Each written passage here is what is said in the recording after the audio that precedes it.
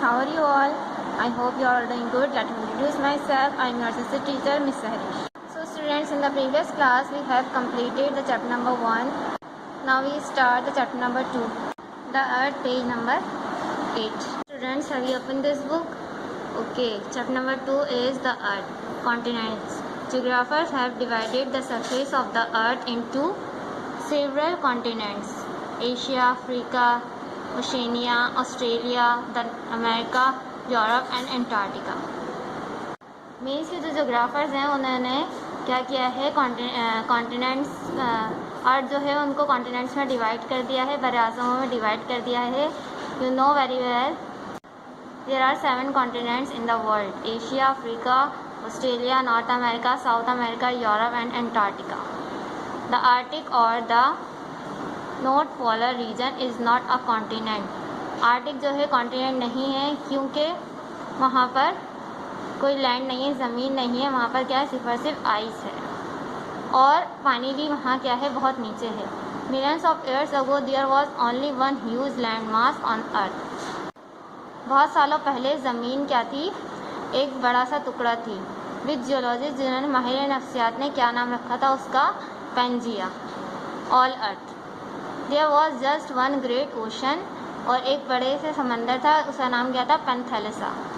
All seas on this land mass life began to develop in simple forms. मतलब इस land mass पे जो कि पेंजिया और पेंथेलिसा का था, वो लैंड मास जो है पूरा, वो वहाँ पर जो लाइफ थी वो बहुत सिंपल थी।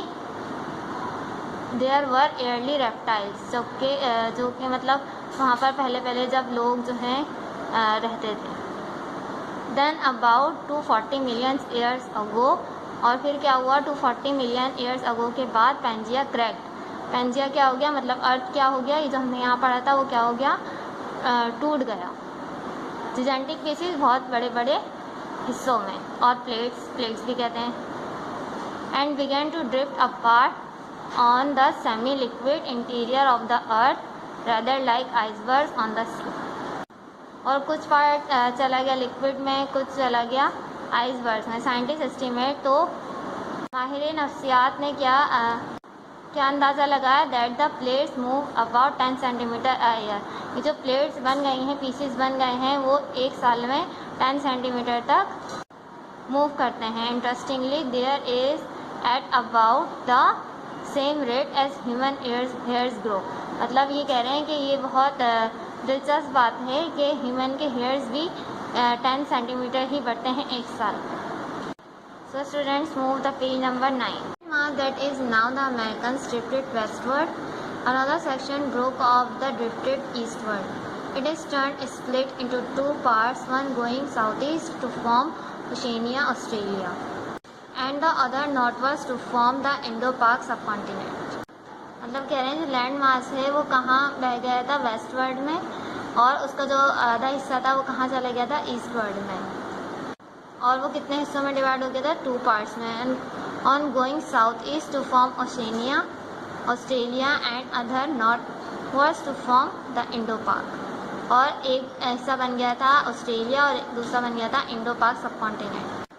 और फिर क्या हुआ, ये जो कोलिजन होता है ये टकराता है माउंटेन की रेंजेस से, Hindu Kush, Pamirs, Karakoram and the Himalayas.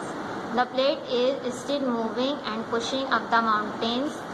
ये जो प्लेट्स होती हैं ये आपस में टकराती हैं और दबा देती हैं माउंटेन्स को, जो कि सब कॉन्टिनेंट्स में होते हैं। Where these are huge rock plates grate against, मतलब वो जो इतना बड़ा सा माउंटेन होता है वो उनको दोबारा जो है पुश करता है। वन अनदर डीप अंडरग्राउंड, जो कि बहुत ज़्यादा ज़मीन के अंदर होता है। दे कॉज अर्थक्वेक, और फिर ये किसकी वजह बन जाती है, ज़लज़ले की वजह बन जाती है। Volcanoes occur along the line of these touching plates. Volcanoes भी कहाँ प्रोड्यूस होते हैं, जहाँ पर ये जैसे लाइन नज़र आ रही है आपको। और वोल्केनोज भी जो आतिशफिशा होते हैं वो भी इन्हीं लाइन की टचिंग की वजह से प्रोड्यूस हो जाता है। In 1883 the volcano of Krakatoa in Indonesia exploded, wiping out half of the island. मतलब 1883 में तो वोल्केनो जो एक्सप्लोड हुआ था तो उसने क्या किया, मिटा दिया था आधे हिस्से को आइलैंड के।